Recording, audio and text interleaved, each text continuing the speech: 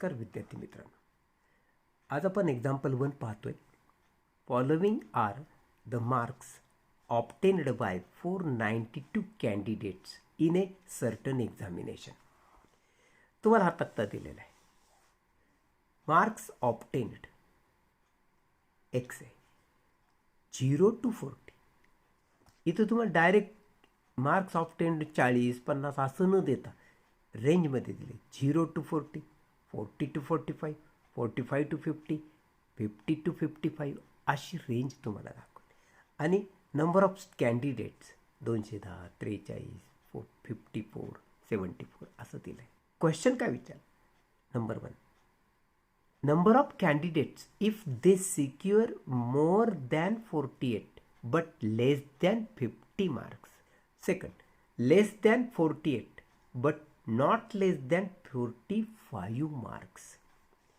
आता बघा, forward difference table आपण क्युम्युलेटिव्ह व्हॅल्यूजने बनवणार आहोत.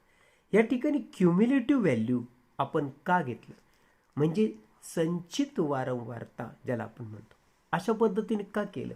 कारण एक्स डायरेक्ट तुम्हाला न देता रेंजमध्ये दिले इतके ते इतके, इतके ते इतके. म्हणून आपल्याला अशा परिस्थितीत क्युम्युलेटिव्ह फ्रिक्वेन्सीचा फॉर्म्युला बनवायचा आणि मार्क्स लेस दॅन असं म्हणायचं. या इथं 0 to 40 दिलं ना, याचा अर्थ 0 ते 40पर्यंतचेच मार्क, म्हणजे याच्यात 40च्या खालचे मार्क आहेत. इथं 40 ते 45, याचा अर्थ 45च्या खालचे आणि 40च्या वरचे मार्क हे मिळवलेले विद्यार्थी. तर हे खालचे आकडे दाखवतात याच्या खाली. म्हणून आपण टेबल बनवताना सुद्धा मार्क्स लेस दॅन असं म्हटलं. या इथं 0 to 40 म्हटलं म्हणजे काय? 40चे खालचे. लेस दॅन 40 सगळे तुला याच्यात सापडतील. म्हणून आपण इथं लिहिलं मार्क लेस दॅनमध्ये 40, इथं 45 म्हणून 45, 50, 55, 60, 65 हे सगळे 40च्या खाली, 45च्या खाली. ह्या म्हणजे तुला असं मिळाल्यानंतर नंबर ऑफ कॅन्डिडेट्स तू इथं लिहायचे आहेत. फक्त तुझ्या एक गोष्ट लक्षात येईल की जेव्हा आपण लेस दॅन क्युम्युलेटिव्ह फ्रिक्वेन्सी करतो तेव्हा इथं 210 ठीक आहे, पण इथं 43 असताना आपण इथं 253 कशी लिहिले, इथं 54 असताना इथं 307 कसे लिहिले, हेच फक्त शंका येण्यासारखं आहे. जेव्हा आपण क्युम्युलेटिव्ह फ्रिक्वेन्सी बनवतो ना, तर हे आकडे तर कसे लिहिले आता तुला कळलं.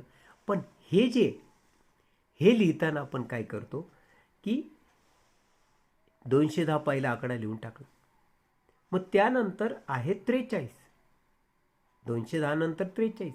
मग आपण काय करायचं, 210 अधिक 43 म्हणजे 253.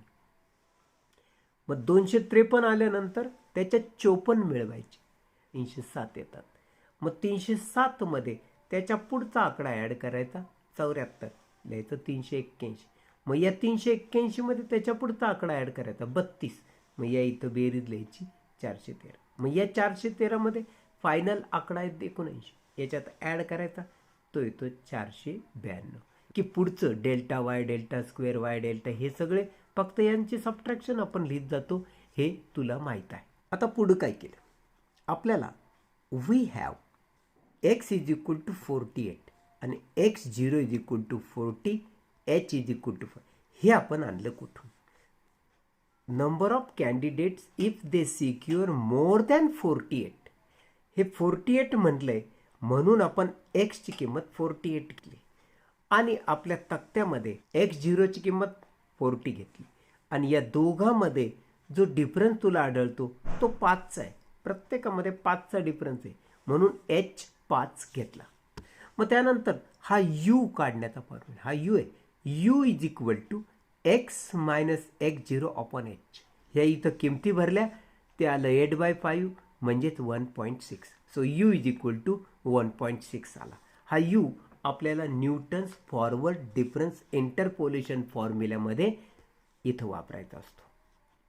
आता Newton's forward difference interpolation formula बघ, fx is equal to f of x0 plus u into delta f of x0 plus u minus 1 upon factorial two delta square F of x zero. हे कसं क्रमाने बदलत आलं बघ. You -1 U-2 आलं, 1 2 3 झाले म्हणून factorial 3 delta cube F of x. मग U-1 U-2 U-3 upon factorial 4 delta 4 F x.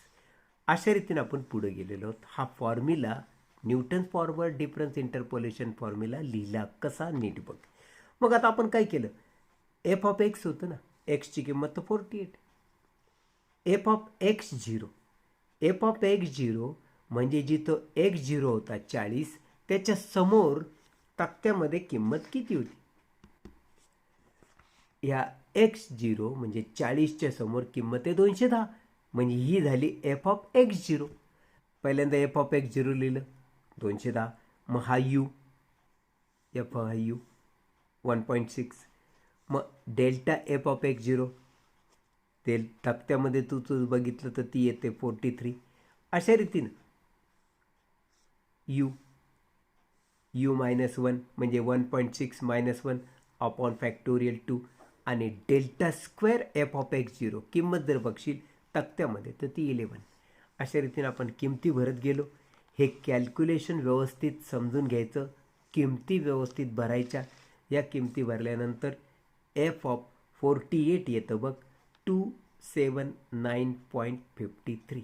Actually ते येतं 279.52666.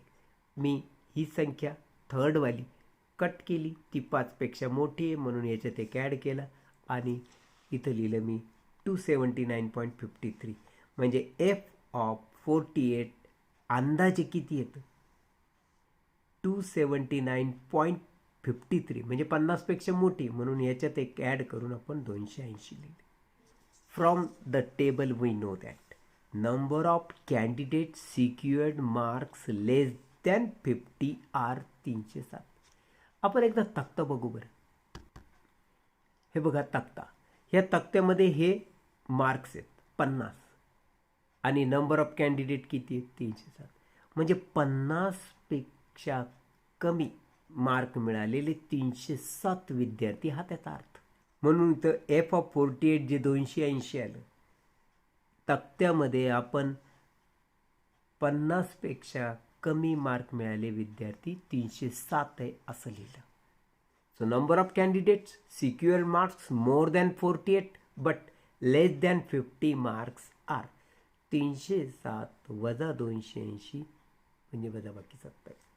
हे 307 विद्यार्थी 50पेक्षा कमी गुण मिळाले.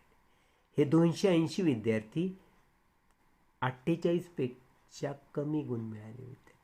मग 307 मधून 280 वजा केले तर हे जे 27 विद्यार्थी आहेत हे 48पेक्षा जास्त आणि 50पेक्षा कमी गुण मिळालेल्या विद्यार्थ्यांची संख्या. Now to find number of candidate secured marks less than 48 but not less than 45. आता आपल्याला एक्स 48 घ्यायची, एक्स 0 40, फरक कितीचा आहे 5चा, म्हणजे 48 40 एच ह्या सगळ्या मगाच्याच किमती आहेत. हा तक्ता आपण Newton's forward difference table interpolation फॉर्म्युल्यामध्ये जर या किमती भरल्या तर सगळं जे मगाशी आपण केलं होतं हा तो फॉर्म्युला, यामध्ये जर किमती भरल्या तर हे सगळं तेच येणार जे मगाशी आपण हे सगळं कॅल्क्युलेशन केल्यानंतर एफ 48 परत 279.52666 तेच येणार. मग ह्याला आपण राऊंड फिगर कसं केलं तुला माहिती, हे पुढचं सगळंच कट केलं आणि ह्याच्यात एक ॲड करून 280 लिहिलं, हेही तुला माहिती. मग and from table number of candidate secured marks less than 45 are 253. 45पेक्षा कमी मार्क्स मिळालेले 253 विद्यार्थी तक्त्यामध्ये आहेत. बघ बरं एकदा हा तक्ता, यामध्ये आपल्याला 45पेक्षा कमी गुण मिळालेले विद्यार्थी होते 253. मग आपल्याला 48पेक्षा कमी आणि 45पेक्षा जास्त हे मार्क असणारे विद्यार्थी जर काढायचे असतील तर हे 280 आलेले 48पेक्षा कमी गुण मिळालेले हे आणि 45पर्यंत ते एवढे होते. म्हणून या दोघांची सबट्रॅक्शन केली तर ती 27 येते. याचा अर्थ number of candidate secured marks less than 48 but not less than 45 are 27. समजले का?